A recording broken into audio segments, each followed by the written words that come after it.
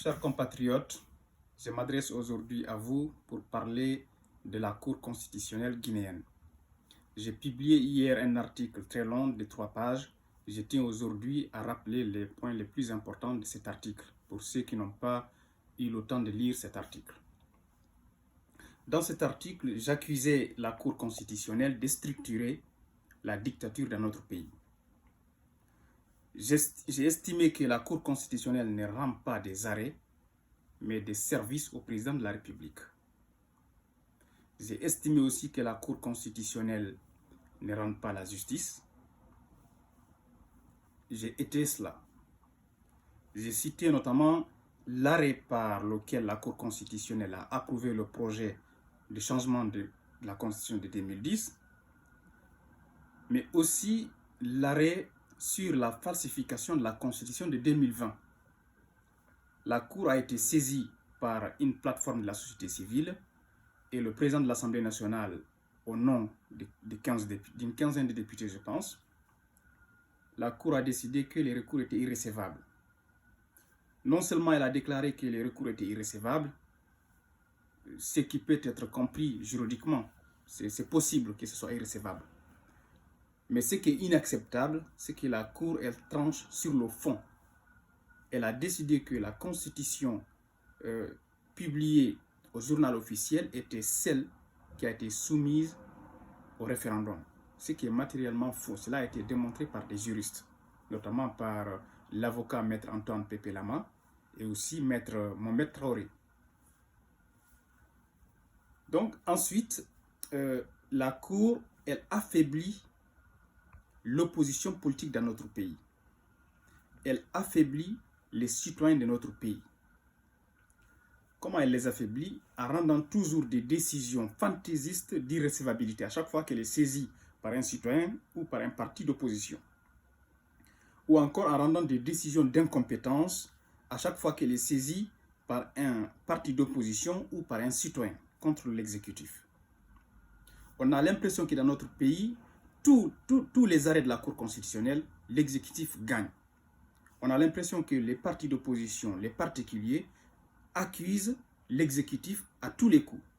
On a l'impression que c'est l'exécutif la victime dans notre pays et l'opposition politique et les citoyens les bourreaux de l'exécutif. La Cour constitutionnelle, elle doit rendre le droit. Si elle ne le fait pas, nous, citoyens, nous devons l'obliger à le faire. On ne peut pas laisser des personnes qui vivent à nos frais.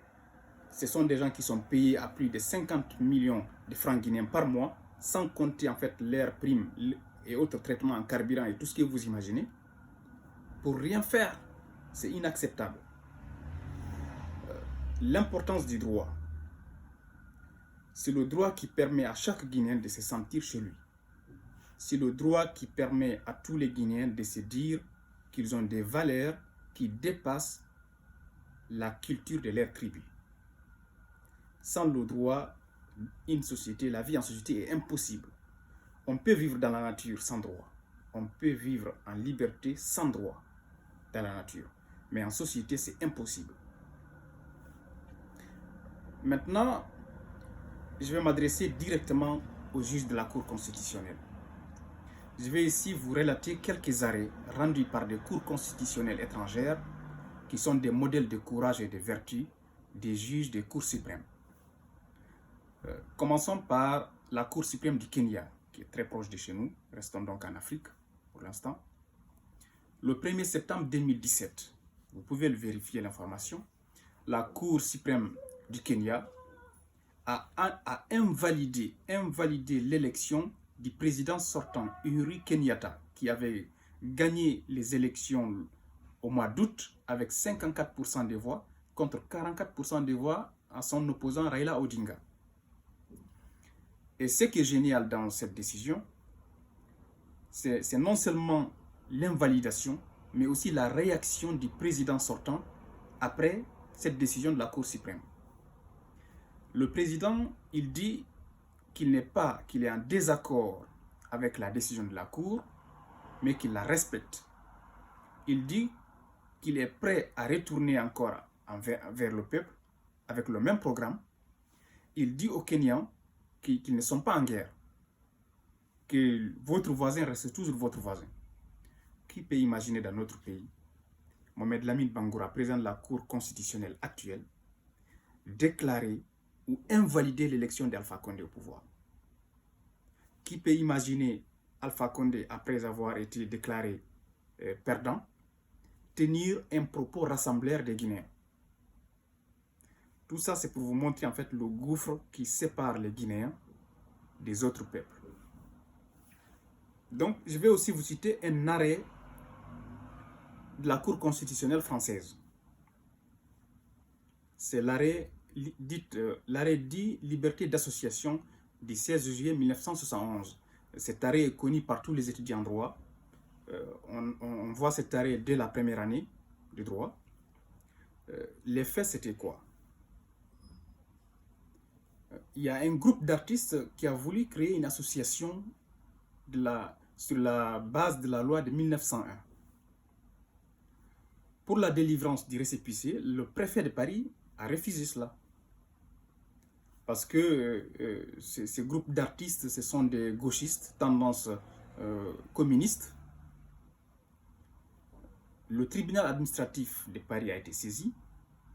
Le tribunal annule le refus du récépissé par le préfet. Ensuite, il y a le ministre de l'Intérieur qui fait un projet de loi pour modifier la loi de 1901 pour conditionner la création des associations après un contrôle judiciaire. Ensuite, le président du Sénat d'alors a saisi le Conseil constitutionnel français pour voir si cette loi est conforme à la Constitution. Et là, vous allez voir ce qui est génial, parce que le Conseil constitutionnel, vous avez vu donc les autorités administratives, prenons le préfet, qui ne voulait pas la création de l'association. Vous avez vu l'autorité politique, le ministre de l'Intérieur, qui ne voulait pas non plus. Mais vous allez voir ce qu'il va faire maintenant le Conseil constitutionnel. Parce que c'est ça la beauté du droit, que chacun reste à sa place. Le Conseil constitutionnel, en 4 mots qui ont changé la France en matière de liberté fondamentale. Vous savez, quand vous prenez un livre ou le texte même de la Constitution, il y a une première partie qu'on appelle le plus souvent préambule ou préface ou avant-propos. Ensuite, vous avez le texte de la Constitution, le corps même de la Constitution, c'est-à-dire l'article 1er au dernier article. Avant 1971, le préambule n'était pas utilisé. Donc, on ne sait pas si ce préambule avait une valeur juridique ou pas. C'est lors de cet arrêt que la Cour constitutionnelle va constitutionnaliser le préambule de 1958. La Cour va dire, vu la Constitution, et elle va rajouter les 4 mots qui ont tout changé. Elle va dire, et notamment son préambule, et notamment son préambule. Dès lors, le Conseil constitutionnel fait renvoi au préambule, sauf que ce préambule de 58 lui-même renvoie au préambule de 1946. Ce préambule de 1946 renvoie aux principes fondamentaux reconnus par les lois de la République. Donc, en fait, c'est un enchaînement en cascade. Et le Conseil décide donc qu'il y a lieu de considérer la liberté d'association comme un principe fondamental reconnu par les lois de la République. Dès lors qu'on ne peut pas subordonner l'exercice de cette liberté à un contrôle judiciaire. C'était plié pour le gouvernement. Et toutes les libertés dont bénéficient, dont jouissent aujourd'hui les Français, c'est grâce à cet arrêt, je peux vous le dire. Donc voilà là encore une cour qui s'oppose à la volonté de l'exécutif. C'est pour vous dire que c'est possible. Mais pourquoi depuis l'ancêtre de l'actuelle Cour constitutionnelle guinéenne, c'est-à-dire la Cour suprême sous Lansana Conté, la Cour suprême de Lamine Sidimé, jamais on a rendu en fait un arrêt fondamental, une jurisprudence en fait qui protège les Guinéens. Une jurisprudence en fait qui est favorable au peuple.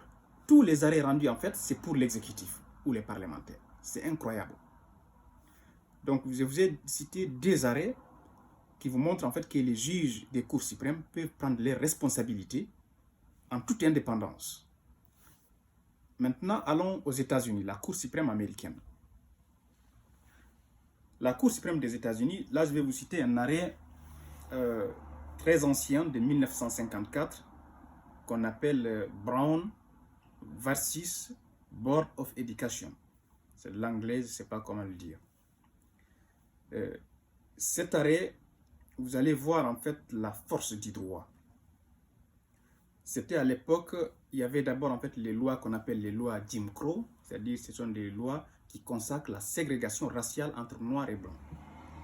Et vous allez voir à travers cet arrêt que c'est la Cour suprême des États-Unis qui a décidé que le blanc est obligé d'accepter le noir dans les mêmes écoles, que le blanc est obligé d'accepter les noirs dans les bus, que le blanc est obligé d'accepter le noir dans tous les services administratifs. Ce n'est pas par humanisme que les noirs américains et les blancs américains aujourd'hui vivent ensemble. En partie, non seulement c'est grâce à la lutte menée par les Afro-Américains, mais c'est aussi grâce à cet arrêt Brown. C'est quoi l'effet de l'arrêt Brown? Vous avez une petite fille, Brown c'est le nom de la petite fille. C'est une fille, une Afro-Américaine. Son père l'inscrit à une école qui est située juste à côté de chez à 1 kilomètre. Comme ça. Comme c'est une école où il n'y a que des blancs, on refuse l'accès de l'école à cet enfant. La décision est contestée. Et un peu partout, au même moment aux États-Unis, des Noirs américains sont refusés dans les écoles. Parce qu'il y avait la théorie qu'on appelle séparés mais égaux. C'est-à-dire qu'on considère que si on a tous les mêmes moyens, les mêmes infrastructures, donc au même pied d'égalité, c'est possible en fait de nous séparer. Un peu partout aux États-Unis, comme je vous le disais, il y avait une sorte en fait d'exclusion d'étudiants noirs, des élèves noirs dans les différentes écoles blanches.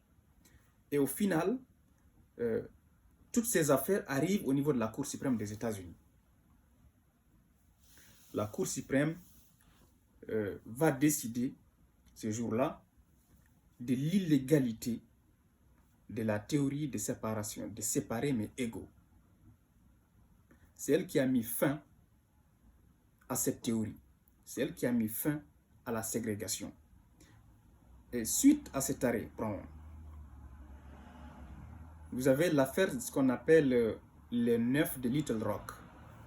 Ce sont 9 étudiants afro-américains, 6 filles et 3 garçons, qui vont être refusés encore d'entrer dans une université.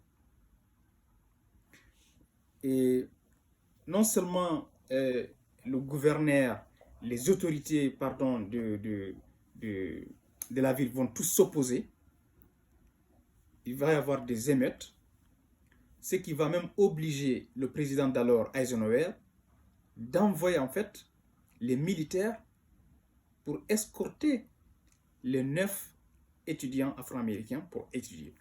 Au final, vous aviez en fait, chaque étudiant a eu un garde-corps. Mais vous imaginez un instant que pour aller à l'école, il y a un militaire avec vous. Donc tout ça, c'est pour faire respecter en fait la décision de la Cour suprême. Si je vous cite tous ces arrêts, c'est pour dire à mes compatriotes, j'entends certains dire ce n'est pas le droit qu'on mange, ce n'est pas une nourriture, mais si, le droit, on ne peut pas vivre sans le droit dans une société. Si un jour on est tenté de vivre sans le droit, on devrait se retrouver dans la nature. C'est le seul espace où on peut vivre sans le droit. Donc tous ces arrêts qui sont pris par des cours suprêmes, par des juges constitutionnels, qui s'opposent à l'exécutif ou au Parlement en faveur des populations. Ça montre en fait que l'indépendance, c'est d'abord dans la tête. L'indépendance, ce n'est pas seulement au niveau structurel qu'il faut l'avoir. Et même si vous regardez les juges de la Cour suprême, par exemple, vous allez voir un juge conservateur qui est nommé donc par un président conservateur, mais une fois à la Cour suprême, ce juge est capable de prendre des décisions progressistes. Vous avez aussi des juges progressistes nommés par les démocrates à la Cour suprême qui, à certaines occasions, prennent des décisions conservatrices. C'est-à-dire les juges tiennent à leur indépendance à tout prix.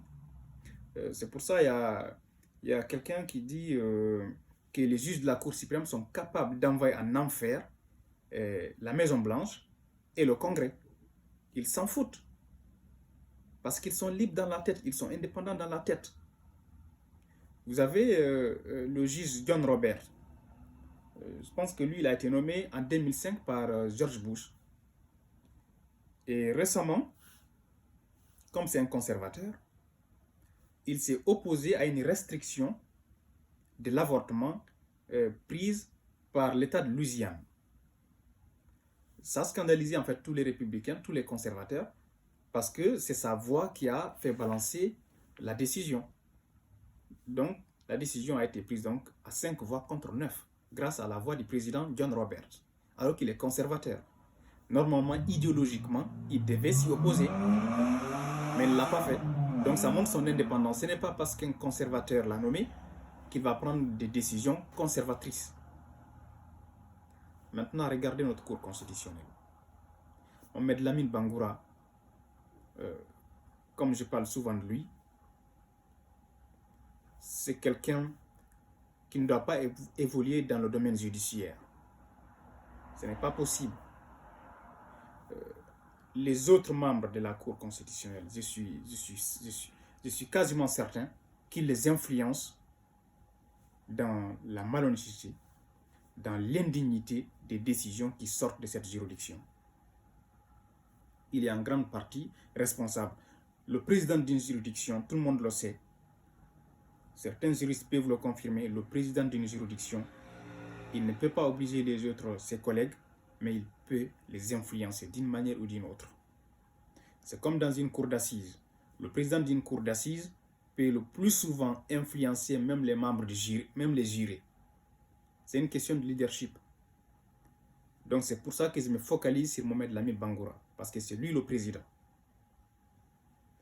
On ne peut pas continuer si la dictature perdure dans notre pays. C'est la responsabilité intellectuelle des membres de la Cour constitutionnelle. Et ces gens-là doivent répondre devant l'histoire. Ils n'ont jamais rendu une décision en faveur de la population. Toutes leurs décisions, c'est pour le pouvoir exécutif ou le parlementaire. C'est inacceptable. On ne peut pas laisser des gens comme ça décider de notre vie. Parce que leurs décisions sont insusceptibles de recours. Quand ils décident, c'est terminé. Vous n'avez plus rien à faire. On ne peut pas accepter des gens pareils dedans. C'est inacceptable que des gens comme Mohamed Lamine Bangoura puissent officier dans une juridiction qui, après elle, il n'y a rien, sauf Dieu. On ne peut pas accepter cela. Donc moi, ce que je vais demander, par exemple, aux citoyens guinéens, aux associations de la société civile, au FNDC par exemple, c'est de mettre dans leur agenda, dans leur programme, la Cour constitutionnelle comme cible. Il doit y avoir des manifestations contre la Cour constitutionnelle. C'est la seule instance, je vous dis bien, c'est la seule instance dans notre pays capable d'invalider l'élection d'Alpha Condé. Et c'est la seule capable de valider l'élection d'Alpha Condé. Si les juges n'ont pas le courage de le faire, les citoyens doivent rappeler cela à la Cour. On va manifester, on va se mobiliser pour faire comprendre à la Cour, elle est là, pas pour le président, mais pour rendre des arrêts. L'intitulé des arrêts d'ailleurs, des décisions de justice, c'est au nom des peuples de Guinée. Ce n'est pas, si vous savez que c'est pour le président, dites alors au nom du président de la République.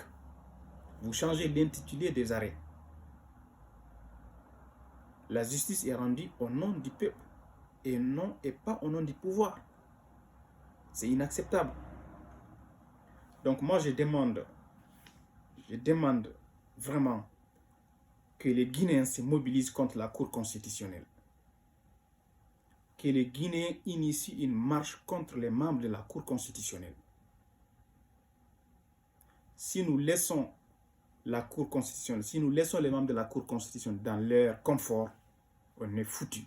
Toutes les luttes que nous allons mener seront vouées à l'échec. Parce que ce sont eux qui décident. Ce n'est pas nous. Voilà ce que j'avais à dire.